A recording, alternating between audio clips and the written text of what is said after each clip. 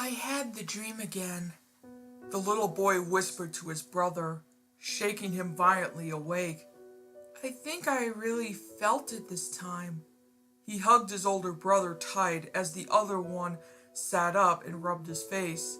The little boy blinked rapidly to rid himself of the tears in his eyes as his brother rubbed reassuringly circles into his back.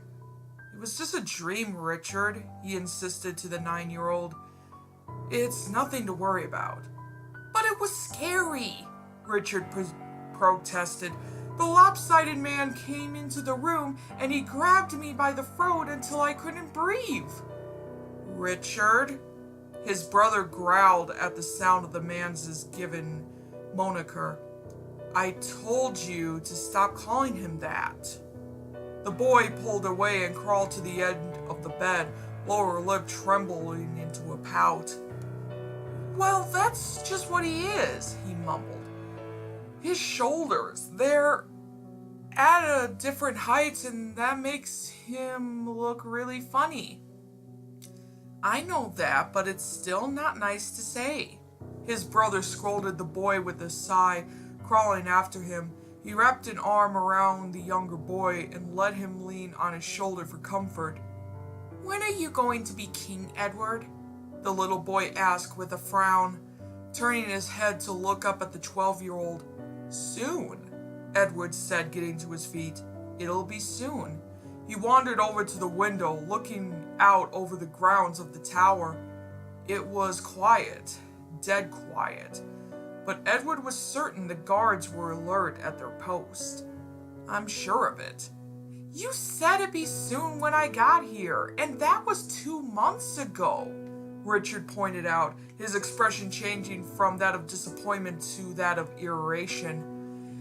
And before that, you were here a month already. It's not up to me, Edward called back, refusing to look back at his brother.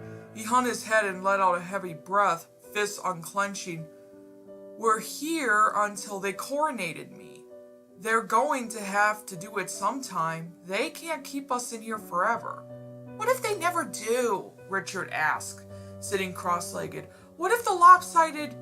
He's our uncle, Richard. You need to stop calling him that, no matter how he looks. Edward growled, spinning on his heel and glaring at the boy. I bet he wouldn't be very happy to hear you say that about him. I'm sorry, Richard said, looking down at his feet as a flush covered his face. Edward let out another sigh and climbed back into bed. It was just a dream, Richard. Please, let me go back to sleep and get some rest yourself. We'll ask about the coronation tomorrow. Richard's eyes lit up in the moonlight. Really? You promise? He asked. Edward laughed and nodded, patting the spot on the bed beside him. Of course. Now come on. Richard worked himself back under the covers and the brothers fell back asleep.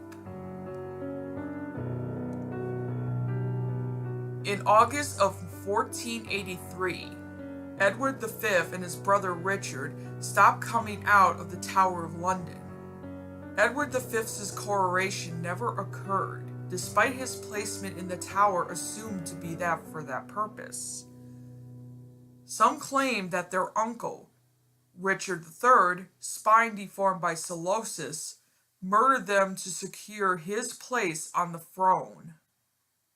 To this day, no one quite knows for certain.